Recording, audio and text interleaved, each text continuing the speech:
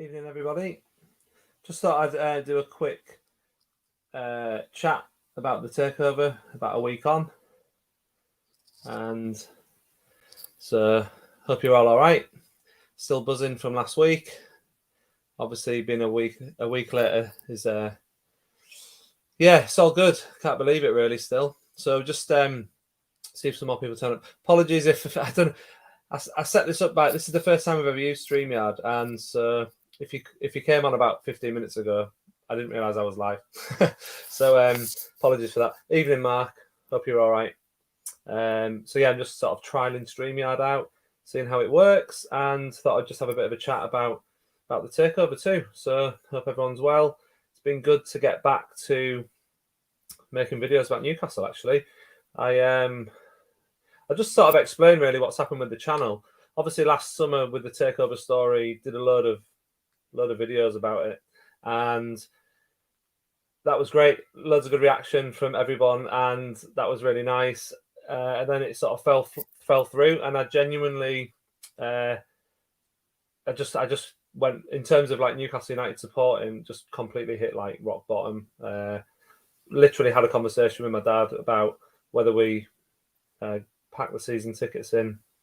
It literally had got to that point for me at that point. I know some people have got there a lot earlier than that, but for us, it was like we really didn't know.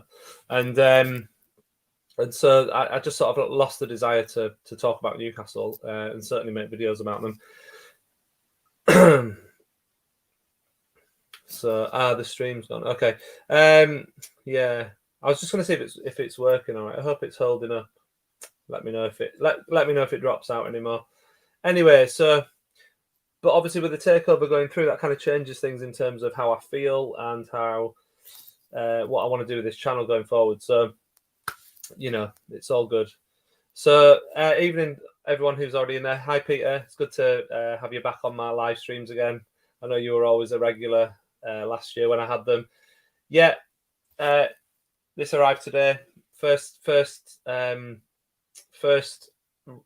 up-to-date kit I've bought myself since Ashley. I didn't buy any tops during the Ashley era that were in date. It was always discounted stuff. And yeah, last week I just couldn't help myself. Went online, bought 4 shirts basically, one for me and one for each of my daughters. So they've all got theirs. Well, 2 of them got theirs. My other daughter's at uni. She's she'll be getting hers in the next day or 2. Hope she's not watching this because she doesn't know.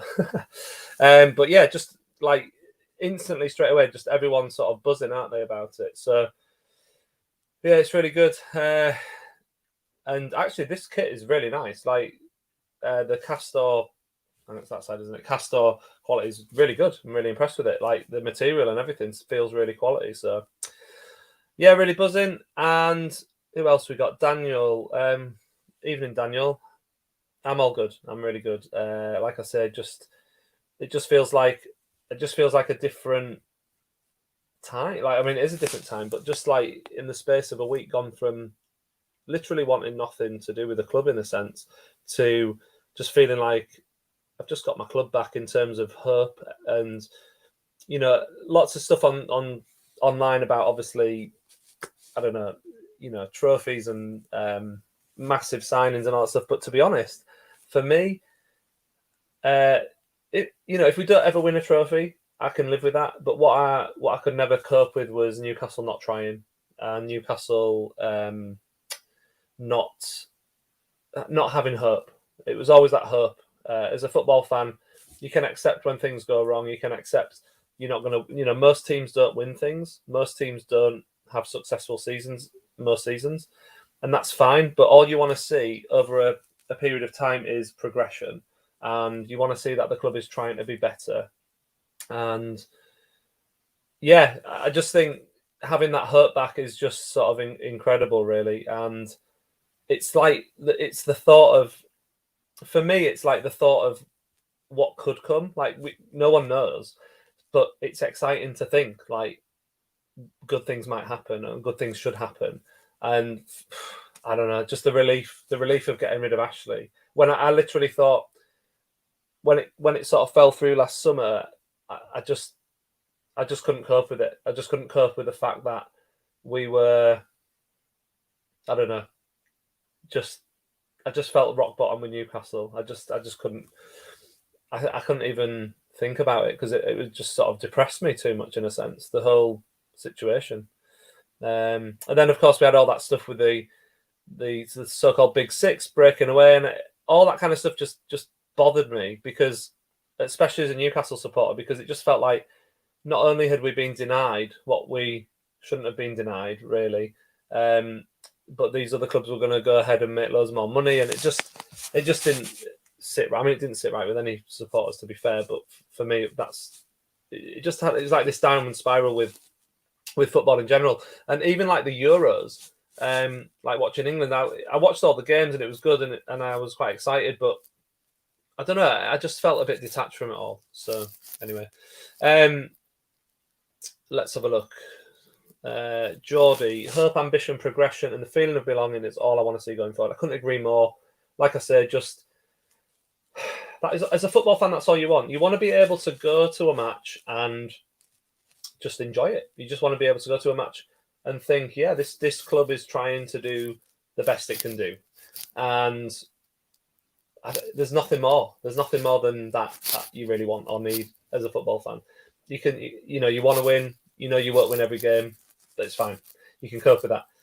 You want hope. You want ambition, and progression. That's a really key word, actually, progression, because you do want to see signs of progression, and like I mentioned in my video the other day, like we will progress, but they'll also, even with the new owners, there'll be times when we plateau. We might even go back at times. We're talking, a couple of the years down the line, things will not go straight forward. It's Newcastle as well. These things will happen, but as long as the general trend is progressive and upwards, I'm happy. So yeah, really good. I agree with that completely, Geordie. Lots to talk about this one today. Bruce being manager on Sunday. I mean, I'm still not convinced he'll be there on Sunday personally, but I did think he'd be gone by now, if I'm honest. I really genuinely, I'm surprised he's still there. But also, I just think we do need to just be a little bit patient as well, because I genuinely think that the takeover going through has caught the new owners sort of off guard a little bit. I think they were maybe as surprised as anyone that it happened, and I think we've just got to give them a little bit of breathing space, because they'll be figuring stuff out. They'll be putting people in place. They will be making sure that everything is correct. And I think, we all want Bruce out. We don't want Bruce there on Sunday, because I don't think that's a good thing if he's there on Sunday. I think it's not going to spoil the atmosphere, but it will certainly, he'll be unwelcome there. And he shouldn't be there, because the new era shouldn't begin with Steve Bruce, Ashley Stooge kind of being front and centre in the manager's dugout. It wouldn't be good. And like I said, I think he will be gone by Sunday, but like I said, we do also have to just give them a little bit of time just to make things right. And I know it's frustrating, but I think these people are professional people, and I think sometimes contracts and situations just, like, you've got to be professional, and we all don't like Steve Bruce, but it's not always as straightforward as we think it is as fans, basically, is what I'm saying. I don't think he'll be there by November, though, Joe. I definitely think he'll be gone by then. This is a really good point, Mark. Yeah, I've watched so much content, read so much content, listened to so much content. If I could point you in the direction of one particular piece of content that I really, really enjoyed, and I have enjoyed a lot of the Newcastle content from lots of creators over the last week, but I thought the Truth Faith initial reaction podcast was absolutely spot on. They made some really good points about how we should feel as fans, and basically they put the whole Saudi thing into context, because obviously we've come in for a bit of a kick-in, haven't we, as supporters? So I'd point you towards that. I'm not affiliated with True Faith in any way, by the way. I know there's a bit of a thing on Twitter in particular about True Faith and people who are not with True Faith and the links to the trust and stuff. But just that podcast in isolation was just very, very good and worth listening to. let's have a look. Peter, realistically, who would you keep from the current squad? Yeah, it's a good point. Dubravka, Saint-Maximin, and Wilson and Willock. Yeah, so I mean they're the four, aren't they? That I think most people have kind of realistically saying that we can keep. I agree with Wilson. Actually, I think Wilson. I think I would like to keep Wilson just because I think he would be a good backup in the immediate sort of turnaround of the club. Hopefully, long term he won't be there. And that says a lot, doesn't it? Because actually he is one of our better players. I'm not sure about Willock. Time will tell. Maybe with good coaching, he could stay. I don't know. The sample size we've got on Willock, is still quite small. I think. I know he did really well at the end of last season, but he still hasn't played that many games for us. So I think Willock's in the balance really. I think it could go either way for him. Dubravka, I do think is one of the best goalkeepers in the league, but then. If these Saudis really want us to be competing at the very, very, very top, is he good enough for that? I don't know. So maybe in 5 years' time, 5 years, I don't know how long it will take for us to be at the top. It might take longer than that. But certainly in the initial stage of the rebuild of the club, Dubravka would absolutely be there. And yes, Saint-Maximin, the sky's the limit for him. And actually one of the most exciting things for me is seeing him just under another manager and just seeing how good he can be under a manager that isn't Steve Bruce. Because I think, I just think he can be fantastic.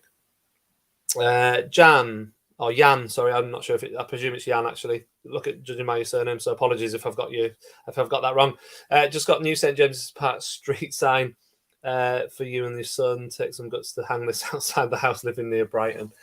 Fair play to you. Why not? I mean, it's good. It's all good. As long it might be dodgy if Graham Potter becomes the new manager though. So you might want to take it down if that happens. But I love that. I love the fact that everyone's just buying stuff. It's like a release, isn't it? It's like there's just been such a long wait. Like there's so many people wanting to spend money on Newcastle stuff, and it's all good. It's really good. I'm just sorry. So I'm just trying to read some of the comments as I talk, which is harder to do than you think. Raging Phoenix. The only thing Ashley did right was to make sure there was no debt, so we can spend up to 190 million. Yeah. There's not many things we should be thankful to Ashley for, but one of the things that was positive about him was that we were never financially in trouble, which is more than a lot of clubs have had. That's not excusing him, and I've got no time for the bloke. I don't think I'm not defending him in any way, but yeah, actually, because of the owners that we've got coming in, the financial fair play stuff, as I understand it, he is he's done us a favour in a sense, because not only have we been in profit for the last 3 years, which I believe is how financial fair play. I'm not an expert on financial fair play. I've tried to learn a little bit about it, but I think over the last 3 years we've been in profit, and that means we can spend up to £190 million. But I think, as I understand it, if we increase revenues on stuff like merchandise, ticket sales, sponsorships, all those things, we could spend even more. And actually, I'm not sure. Simon Jordan mentioned the other day on TalkSport. I saw the clip. I don't listen to TalkSport, just as a disclaimer. But he was saying, and I don't know if this is true either, but he was saying that basically we could spend what we want for 3 years, and then financial fair play won't affect us for 3 years because we've been in profit. I'm not fully sure of the details of that. That said, if revenues go up, which they are going to massively, because Ashley, again, he did us a favour in a sense by, people didn't buy shirts, people didn't buy the sponsorship deals were not there because he gives his Sports Direct sponsorship, all that kind of stuff, where the club hasn't taken sponsorship when it could work in our favour going forward. So, and that's really kind of exciting. So, yeah, January is going to be really great, isn't it? And I think just being excited for a transfer window is going to be fun as well. This one's a big one for me as well, Peter. Taking your granddaughter to the game, that's fab. No knowledge of Mike Ashley and Bruce. I've got a 10-year-old and an 8-year-old. They are just starting to get into Newcastle, and I've not taken them to as many games as I would have liked to by now, but now it's like, right, let's go fairly regularly if we can, and we'll come on to tickets and stuff later because that's going to be tough. But yeah, just that's going to be really exciting, and this whole generation of kids. And like, I've got my eldest daughter is 19, and so she's lived basically her whole life almost with Ashley, and there's a whole generation of kids, and anyone kind of up to the age of, I don't know, mid-20s, they've known nothing other than Ashley, really. And I'm so chuffed for those people, because I remember when I was that age and younger, like in my teenage years, my teenage years with Keegan, 1995, and well, 90. When did I turn I was a teenager in, I can't even do maths. 95, 96, something like that. I turned to a teenager, and then yeah, right through to Robson, and when I was like early 20s, and it was just like, what a great period of time to have those formative years of your life. And now we're going to have a whole generation who get the same again, and that is just awesome. Like, I'm so happy for the younger generation. It's just great. It's just great. All right, I'm just going to scroll down a little bit. Interesting about Rodgers. Yeah, so I've not seen it. Is this like the latest thing? So no interest in Rodgers taking over. How do people feel about Brendan? If it was Brendan Rodgers, I was thinking that he would actually be a pretty good choice, if I'm honest, because I know that people say like, oh, he blows top four finishes and he blew the title with Liverpool and all that stuff, and there is that argument. But I also think, yeah, but when he initially went into clubs, he always made them better. So, and that could be just what we need at this moment in time. You could almost see Rodgers as like a stepping stone for the first phase of a project.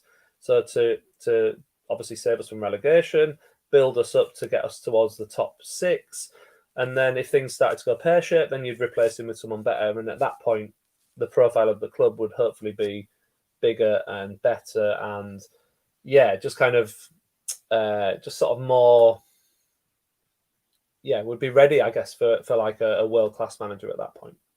But I would take Rodgers, but if he's apparently got no interest, but then who knows? If the money's right, he would have interest, wouldn't he? He's bound to sort of say that maybe. Yeah, just announced it. Okay, fine. All right, fair enough. Yeah, okay. If they don't want to talk to us next, fair enough. I mean, the thing is, there's also going to be lots and I mean, suddenly Newcastle has become a really interesting job, hasn't it? Newcastle has become, it's gone from being like, yeah, not really fussed if I manage Newcastle or play for Newcastle, to now like you're going to have people wanting to move there because obviously there's going to be a lot of money available, the opportunities there. What manager wouldn't want to be part of this project? There's not many, is there? I mean, there's just not many who would turn us down. So really interesting. Again,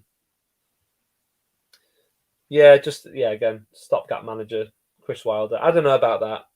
Possibly. I mean, he did a good job with Sheffield United until the second season in the Premier League. Then it went wrong, didn't it? But so Dino, yeah, given our current league position and the managers we are linked with realistic right now, I guess that's kind of what I'm saying. Like, yeah, just like I don't know. Like, I don't think people like Conte and things like that. To be honest, I don't think that is realistic at the moment. I just think, look, we're in a relegation battle. The squad's not great. Yes, the new owners are in place, but there's a lot of ifs still there. Like, we're all expecting them to go out and spend a lot of money, and I'm sure they're going to do that. But like, until they do it, are the top people really going to come in? And then you've got the likes of like Lampard, Gerrard, like these new managers who. Have they got enough experience? I mean, Gerrard probably isn't interested, I don't think, because I think he's just holding out for Liverpool, which is fair enough. And yeah, just, I don't know, like Lampard's an interesting one, isn't it? I've seen people debating him on Twitter over the last few days. Again, I don't think you can, like, better managers than Lampard have been sacked from Chelsea, and there's no shame in that. I just think like Lampard did pretty well with Derby, limited resources, nearly got them promoted. Just missed out in the playoffs. He took Chelsea he got Chelsea back into the top four on the back of a transfer ban and losing Hazard, and then Tuchel came in and obviously won the Champions League, but then I think Tuchel's just another level of manager. Like, there's not that many of them, and I think Chelsea saw that he was free and took him because they knew he was better than Lampard. But I don't think that necessarily means Lampard's a bad manager. And would he be a good fit for us at the moment? Possibly. But then the other question is, like, does he have enough experience? I don't know. It's really tricky with Lampard. I'm kind of a bit like, I've seen Barry's comment just come through. Yeah, I'm a 50-50. I'm kind of like that with Lampard. Part of me thinks, yeah, it'd be great because I think he knows what he's doing. The other thing with Lampard is, like, if you're looking slightly further ahead and, like, presuming we do survive and all that kind of stuff, he's got a reputation that's massive in Europe, and his name could potentially attract decent players, like not the best of the best, but ones that are going to improve us, So trolls. Lampard isn't good enough to take us out of the relegation zone, and that's the thing. Like, who is he? Is he good enough or is he not? I don't know either. I think he probably would be just because I think the squad we've got, certainly going forward, has got enough about it to be okay. And that's, to be fair, that's the other thing Lampard did with Chelsea. He tightened their defence up towards the end of his reign there, but they did concede a lot of goals the year before that. So I don't know.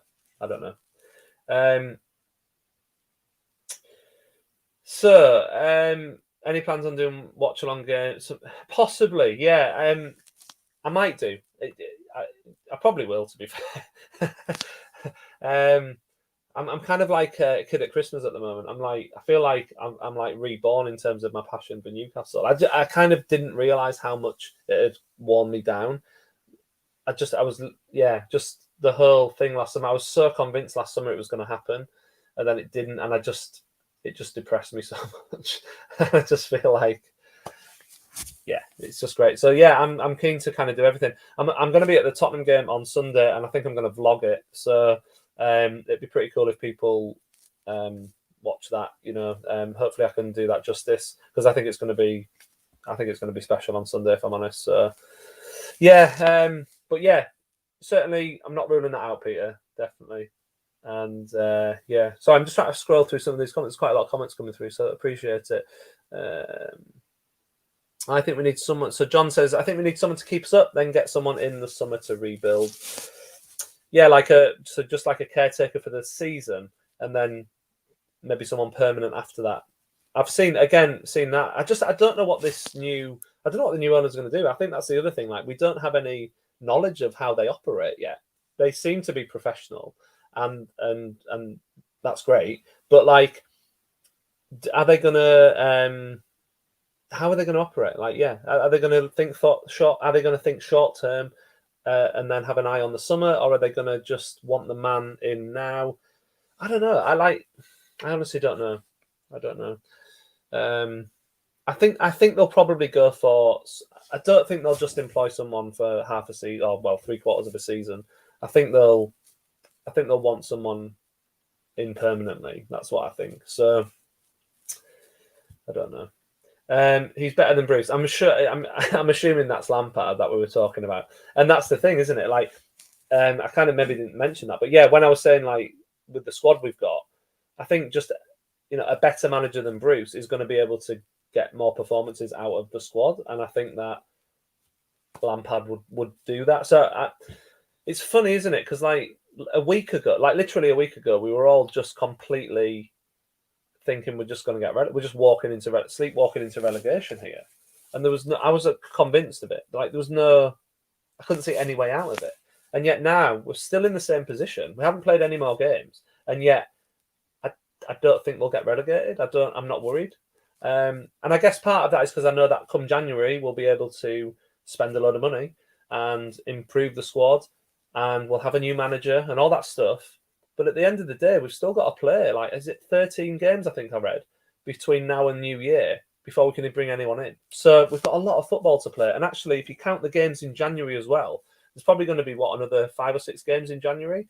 So you're talking like, you're going to be looking at, 15, 16, 17 games or something before players are in and gelled and all that sort of stuff. So it's not going to be easy, but I do think that this squad, I know that a lot of them will probably realise they're not going to be here, but I think they're professional enough that they'll be fine, and I think they'll feel like something's changed, and they'll be chuffed and they'll be up for it. And I'm sort of confident about Sunday in a way, and I sort of wish I wasn't, but I think Sunday could be okay. The atmosphere is going to help us for sure. Marx says Lampard has a Harry Redknapp's ear, who has experience, so for me would be a better option than Gerrard, but wouldn't like either. Fair enough, yeah, that's a fair comment. Yeah, so it's interesting with Gerrard as well, isn't it? Because he's done well at Rangers, but then people say, well, it's only Rangers, so who knows? Who knows? It's tricky, isn't it? I mean, at the end of the day, we'll get who we get, and we'll have to be happy with them. We'll have to get behind them, but it's going to be better than Steve Bruce. Arsene Wenger for a few months. Kevin Keegan till the summer. Yeah, we're going crazy here, aren't we? Keegan. To be honest, I don't think I'd want Keegan back now as manager, if I'm honest. I know there's like, I don't know whether you're being serious there, Mark, or not, but that time's passed for me. I just want to see Keegan have an ambassador role in the club. I just want to see him at matches and be part of Newcastle and sort of not have the stress of being the manager. I just want Keegan to enjoy the club, and hopefully the club can be successful. But yeah, Unai Emery, I've not seen him mentioned actually. Is he still at Villarreal? I'm not sure actually, but that's an interesting shout, isn't it? Because his record is excellent, but then obviously at Arsenal it wasn't. But then you look at Arsenal and they're a bit of a mess. So was he unfairly treated in a sense?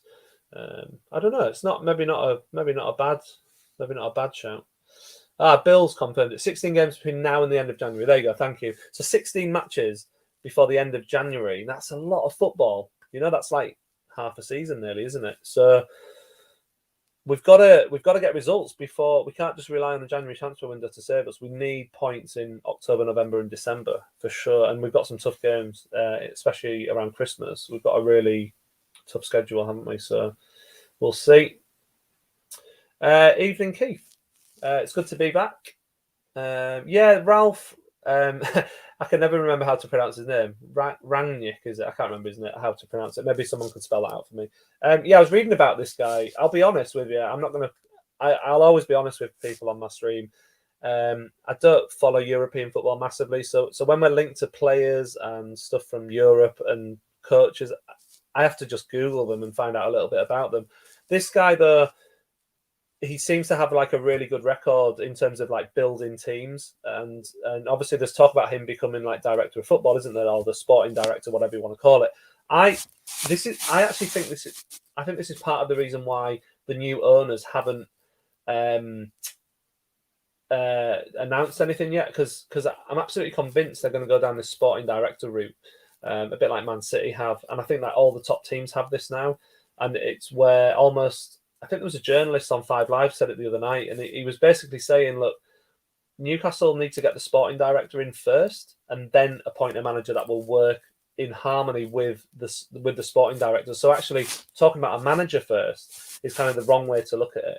And you need to look at it from the other point of view. It's almost like in the NFL, you've got like the general manager and the head coach, and they have to work together. And if you get a general manager who comes in after the head coach, it never works. It never works out, because the general manager needs someone who he wants to work with. And I think that's what will happen. And I just kind of wonder if that's part of the delay, along with the fact that we've got no staff, if we get rid of all the backroom staff and stuff, because we're on a threadbare squad. So yeah, so this Ralph Rangnick guy, again, apologies for the pronunciation. I'm sure it's wrong, but I think he looks interesting because, like I say, he's had a lot of clubs, I think, in the past, but I think he's done some good work with like the Red Bull and basically the whole Red Bull stuff, isn't it? Like New York, and he's had the 2 teams in Austria or whatever, and he's got like quite a good record with them, I believe. So yeah, interesting. It's a good shout. It's a really good shout.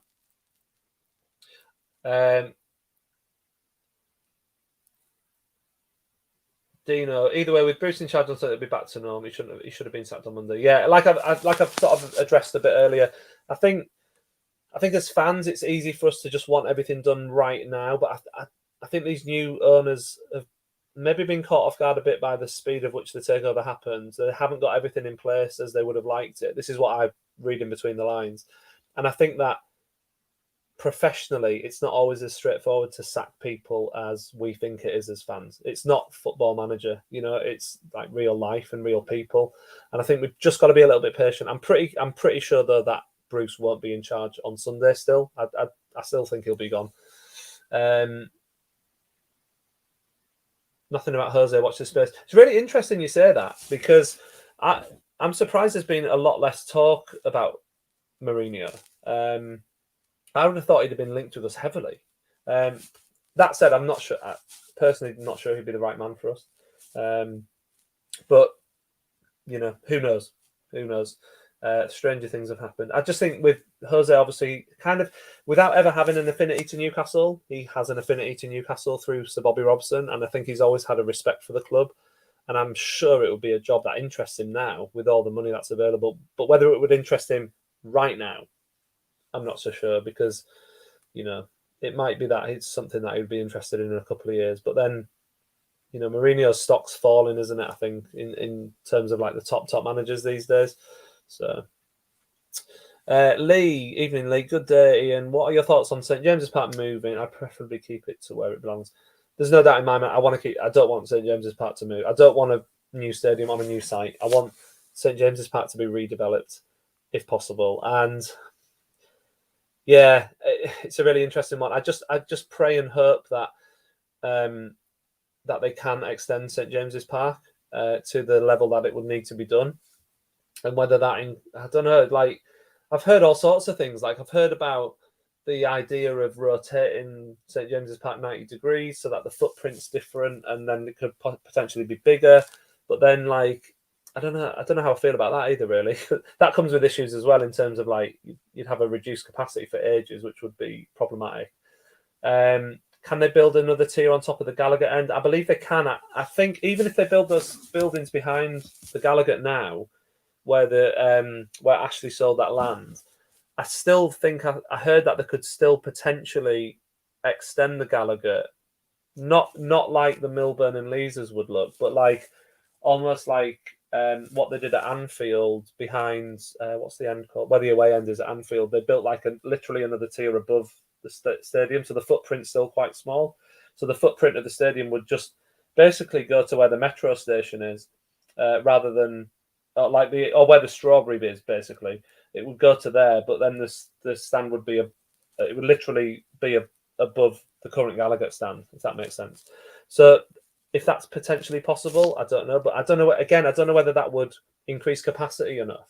I don't know whether that would be big enough. Like, I was talking to my brother the other day, and the thing with football is, in the last 15 years since we had Ashley, like, not only is like we've had 52,000 grand, we've been able to sell it out even during the time of Ashley, and part of the reason for that is football is more popular now than it was 15 years ago. And people live their life now because they want to go to, like, they want experiences, they want live events, and they want live sport.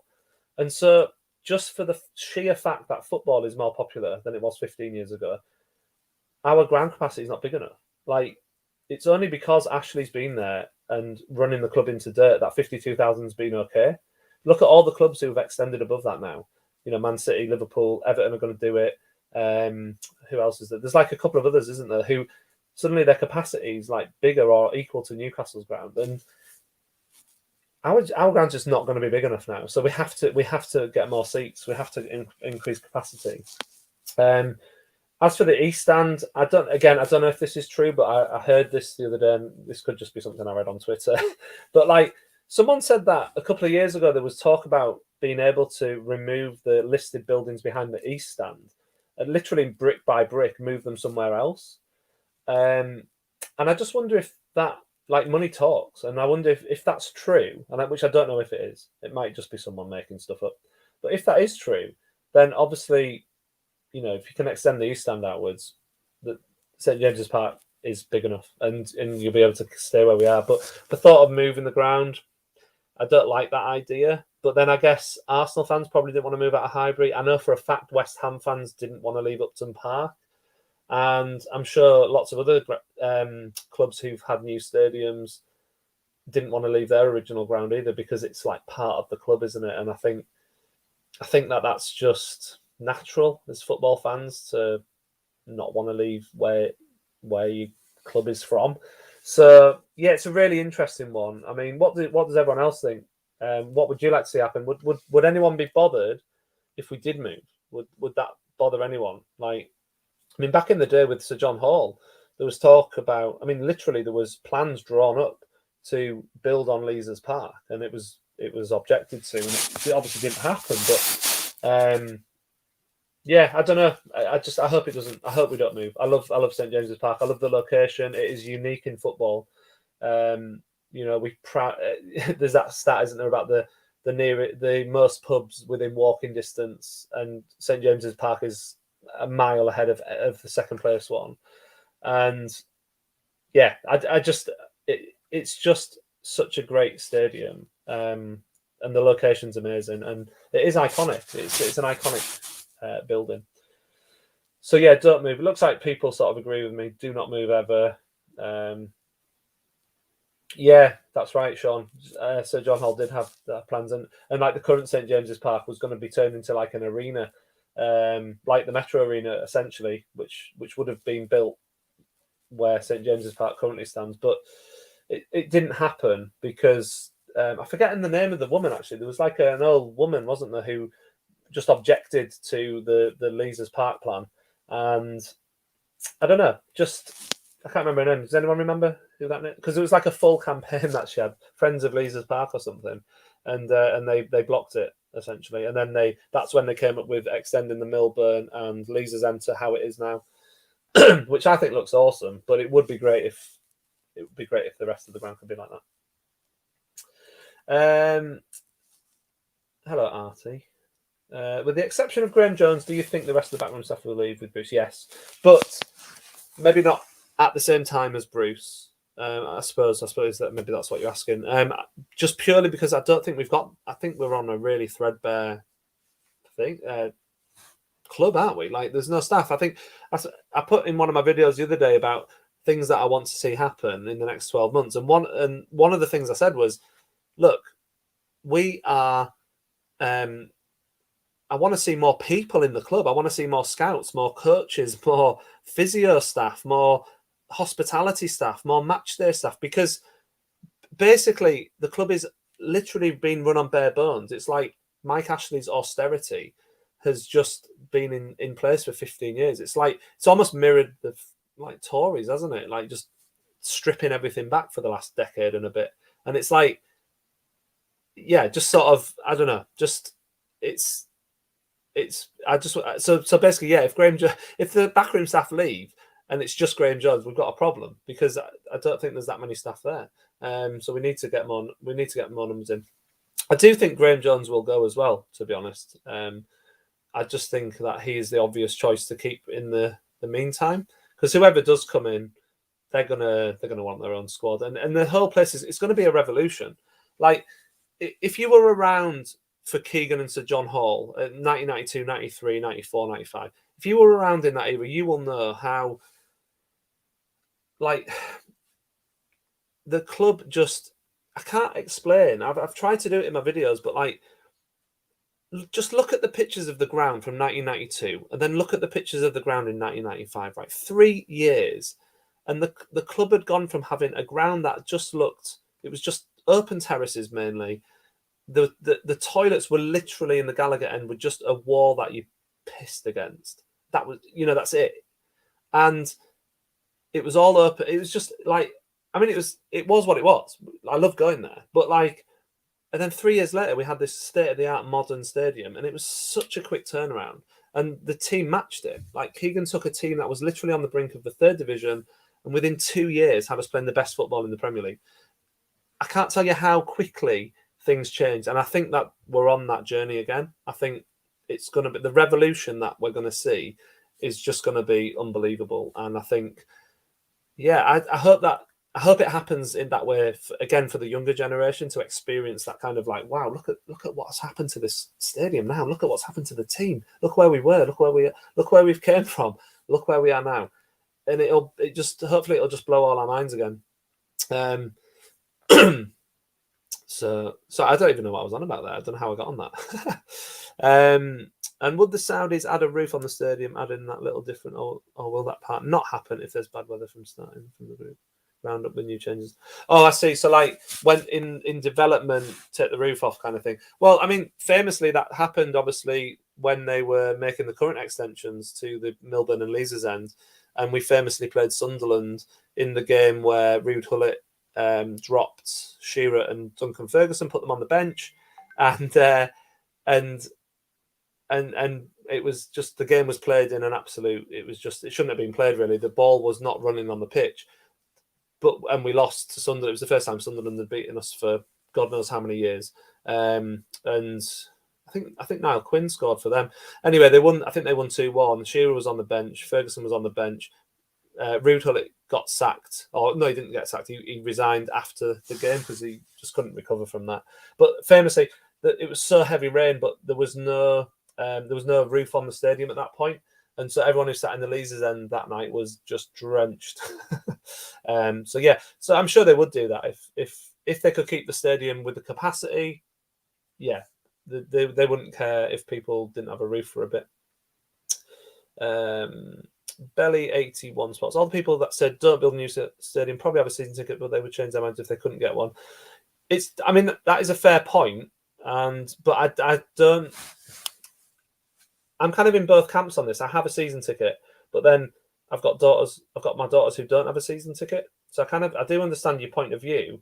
It's not that I don't want capacity to increase. I want there to be more seats. I want another tier on the Gallagher end, and if they could ever extend the East Stand, I want that to happen.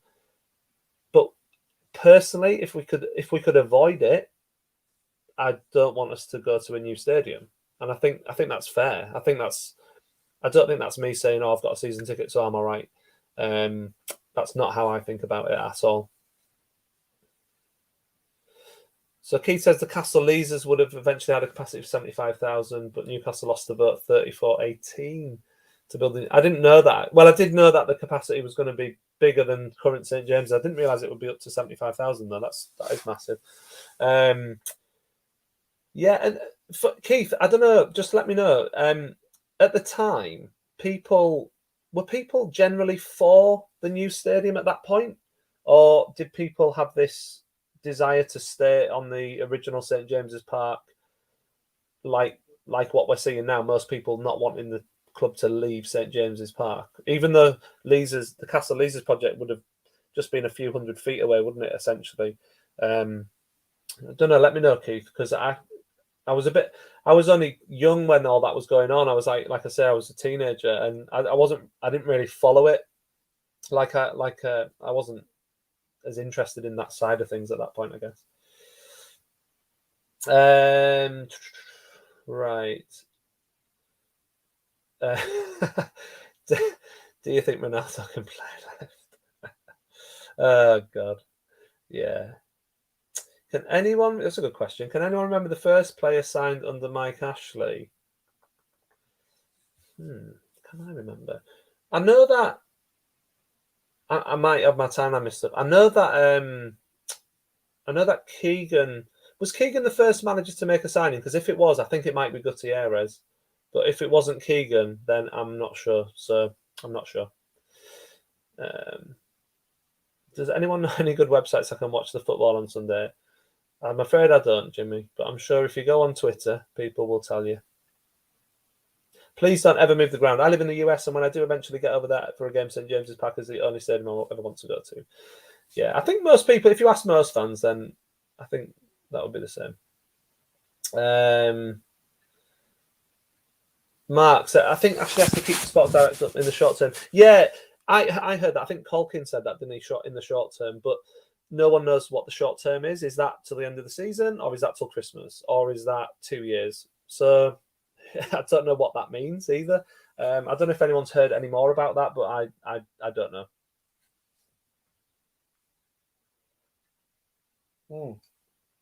That's a really good point. Safe standing rules might get more fans in as well. That is a really, really good point. And surely that's going to happen soon because they've started to. This, I know, is it Celtic that have got safe standing now? And I think, is there any Premier League clubs with safe standing now? I feel like there might be. Anyway, but yeah, that's going to help, isn't it? So safe standing, that might be another way around to increase capacity. I mean, ideally, I think if we could get the stadium up to like 65,000 plus, I think that would be okay. But who knows? It might not be. It just depends how big it all becomes. There'll be not more Newcastle than to become the richest club in the world and be relegated in the same season. Yeah, that would be peak Newcastle, wouldn't it? And then struggle to get back up. Oh man. Colaccini. Oh, I'd love to know the answer to that question that Pete said. The stadium's fine. All to hope for is an extension in years to come. Yeah, exactly. I agree, Connor. I want an extension. I don't want to move. Fulham had it safe standing, as did Peterborough. So there's clubs in the country, but no Premier League club yet. Is it allowed in the Premier League yet? Is that? I mean, presumably Fulham have got it. It must be because they wouldn't do that unless they were sort of because they've got aims to get back into the Premier League clearly. Right. Stephen says safe standing trials in January. Right. Okay. Interesting. That's that'd be really good. I'm well for that. I'm all for that. Safe standing. I think that'd be great. The stadium can be extended. Just leave it to engineers. They will come up with an 85,000 capacity easy. Yeah. The problem with that, Jan, is it's not as simple. It isn't as simple as that because in the past it's been problematic. Certainly getting up to 85, that's ambitious. But because of what's around the ground and behind the east stand is listed buildings, so like the footprint of that stand can't really get much bigger than it is now, because then there's issues with light as well if you build upwards. And the back of the Gallagher, you've got. I mean, Mike Ashley sold the land behind the Gallagher, and they're building buildings on it now. I don't know what the situation with that is actually. In terms of have those buildings started being building yet? Have they started building them yet? I actually haven't been to Newcastle for a couple of months now, so I'm not sure. To be honest. If someone lets me know, but yeah, extending it to 85,000 isn't going to be easy because it's literally it has been explored before. Keith, I was young at the time as well, but the Chronicle ran a poll and 69% of fans backed the Castle Leazes Stadium development. All right, so more people were in favour of it. I guess at that point, though, if you think about it, just realistically at that moment in time, so we're talking like the mid-90s here, the stadium had only just been turned into what you could describe as a ground to be proud of. Like it hadn't been this iconic stadium that dominated the city skyline for very long. At that point, it had only been like that for maybe a couple of years when these plans came out from Sir John Hall. Whereas now we've had 25 years of it dominating the city skyline, looking amazing. But people sort of forget it hasn't always been the cathedral on the hill. It wasn't like that until 1995.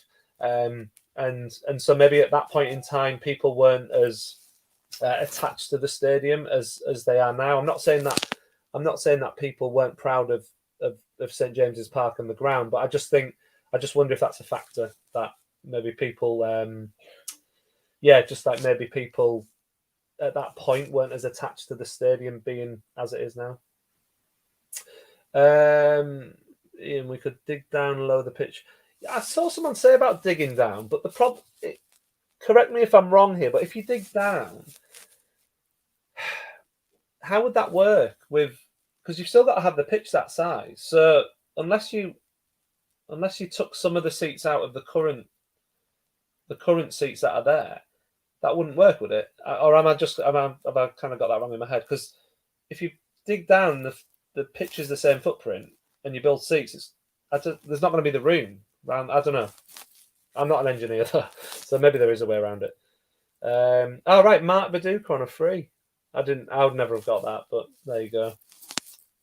How ironic. Yeah, I mean, that kind of if a first signing ever sums up an era of an owner, then Mark Viduka on a free is it, isn't it?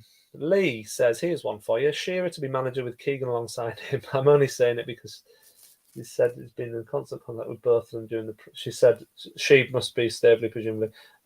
She's been in constant contact with both of them. Yeah. Maybe I've sort of mentioned this earlier in the stream. For me, I don't want to see Shearer or Keegan in the dugout. I think Keegan's had his time, and I love the bloke. I think he absolutely needs to be. I want a stand named after him. I think that would be the ultimate accolade for the man who did so much for the club. Certainly in living memory, for most people, Keegan's the one who's done the most for the club, even more than Bobby Robson, more than Shearer. Keegan is the guy who, if it wasn't for Keegan, you wouldn't have had Alan Shearer and Bobby Robson at the club. So Keegan needs to be recognised. I think naming a stand after him. Personally, I don't know if this is a good idea or not, I would name the Gallagher end after Keegan, because it's always going to be the Gallagher end. No one's going to stop calling it that. But officially, if that was called the Kevin Keegan stand, for me, that's perfect. For me, that's absolutely perfect. That said, I wouldn't want to see Keegan back in the dugout again. I want to see him as an ambassador for the club. I want to see him selling the club to other people. He could persuade people to come to Newcastle that no one else could have done. And if we've got him on our side with the Saudi backing, the sky's the limit for the club, because Keegan's just he's got the reputation, he's got the charisma, he's got the ability to do it. He's awesome. And yeah, and I think Shearer similar, certainly in terms of world football. There's not many more well-known people than Shearer, and again, he knows the club inside out, and selling it to people. You've got Keegan and Shearer, brilliant. But yeah, let someone else be in the dugout. Personally, that's my point of view. Oh, thank you very much. Not the only one to like, but top marks for the new content. In fact, if Newcastle make a comeback like your channel, we will be safe shortly. Oh, bless you. That's really kind. Thank you. Yeah, it's been, like I'd said at the start of the stream. I'll say it again because I know lots of new people have joined. Obviously, I put a lot of effort into my channel last year when there was the takeover, and I had lots of positive comments, and we built a nice little community, and it was really lovely, and I really enjoyed that. And then the takeover collapsed, and I lost motivation because not because I didn't want to make videos, but because I'd hit my limit with the club at that point. I was so disappointed. And I found it hard to be motivated to make videos and talk about Newcastle and even go to Newcastle. I've not been to that many games in the last couple of years because for me, it's like a 4-hour round trip whenever I go. So it's like a big chunk of a day. And I just couldn't justify going under the Mike Ashley era that often, because why were we going? Why were we really going? I don't know. Yeah, out of a sense of duty, essentially, and it was never as enjoyable as it should have been. So, but just a week ago, that's how I felt, and then 6 days ago, we had this amazing piece of news, and I'm just buzzing. I'm just so excited about it all. So I'm so grateful to be back. I'm loving it. I'm loving being back in touch with everyone. I'm loving the fact that a couple of my videos that I've put out have done so well this week. I genuinely didn't expect that. It's been lovely. Everton fan, have you seen images of the new stadium Bramley Moor Dock? I have. Yeah, it looks really good. And I know there's a lot of certainly on Twitter. There's a lot of sort of back and forth between Everton and Newcastle fans, and there seems to be bad blood there. But personally, all the Everton fans I've ever met, I've got a lot of time for. They seem like really sound people. And I've been to Goodison several times, and you guys Everton need a new stadium. If there's a Premier League club that need a new stadium, it's Everton, and I hope you get it. Stephen, you're an Everton fan. How do you feel about leaving Goodison? That would be a really interesting opinion to have based on the conversation we've had tonight about Newcastle potentially having to find a new site for their stadium. So just let me know, how do you feel as an Everton fan? Or is Stephen asking Everton fans? I don't know. If you're an Everton fan, Stephen, let me know. If you're asking Everton fans, maybe there's an Everton fan in here. I don't know. When the takeover was announced, there were 60,000 people trying to buy tickets. Yeah, I saw that. Was it like 54,000 people in the queue or something? Mental. It's just mental. The Newcastle Football Club is mental. We've always said, why has no one ever bought it? Why has no one ever seen the potential in it? And now they have. It's crazy.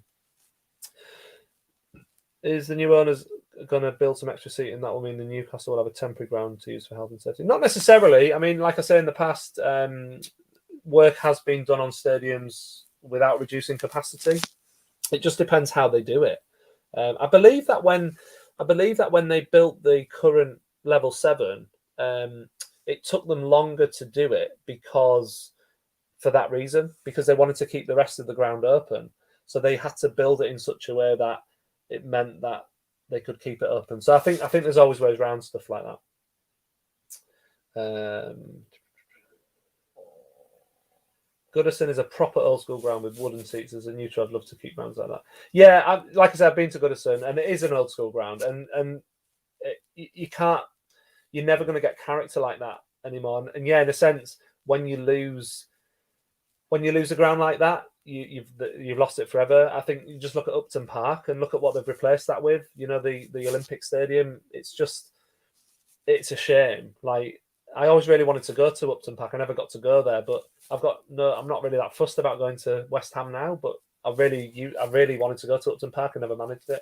So yeah, I do agree. And Highbury as well. Like, I went to Highbury, and I know, to be fair, the Emirates is awesome, but Highbury. Sorry, I just lost my train of thought there. Highbury was a beautiful stadium, and yeah, it was like, there is something special about these old grounds, and I think that's why St James's Park now is so special as well, because the location, but also the fact that it has a lot of character that a lot of new builds don't have. But there's a load of plastic fans wanting to be the tune on FIFA. Okay. Yeah, probably. There'll be loads of plastic fans emerging from everywhere, but if we start being successful, we'll have to get used to that, I think. You can rebuild the East Stand with glass. That would be a world-class stand. Yeah, again, it just comes down to the footprint, doesn't it, I think? I never went to the Den. No, I've never been to the old Den or the new Den. I've not been to either. I bet that was interesting. Yeah, Shearer's Bar. That'll be changed straight away, I'm pretty sure.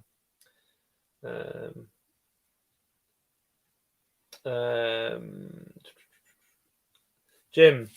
Hi, Jim. As a 69-year-old supporter forever, all us ancients can pass on knowing our beloved team as hope and ambition. Yeah, that's how I started this stream, really. Having hope, ambition, direction again. It's mad. It's just going to be so good.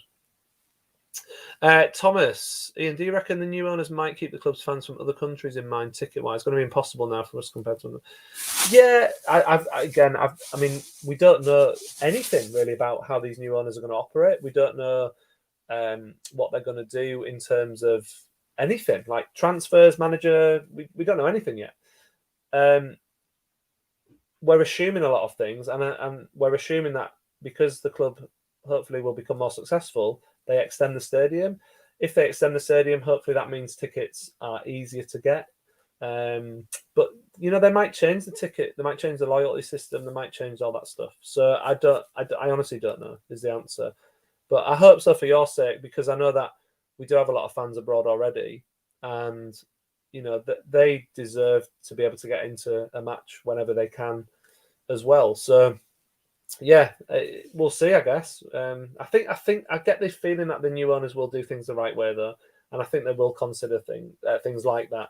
And actually, if you think about it, they're going to have a lot of new supporters from Saudi Arabia, aren't we? And you'd think that they might keep that in mind in terms of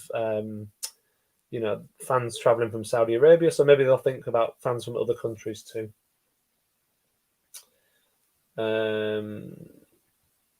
Okay, I'm going to sign off in a minute, by the way. So it's been really nice being on here again. I have to do this.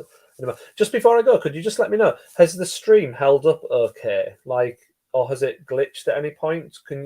I know it did at the very start, but has it been okay since then? Because this is the first stream I've done on the current computer I've got, and I'm hoping it's better than it used to be on my old computer. So if you could just let me know in the comments if it's been okay, that's good.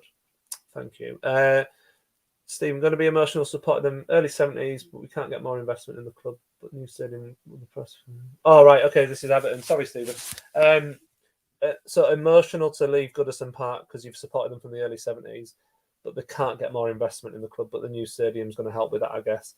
Yeah, I mean, it's gonna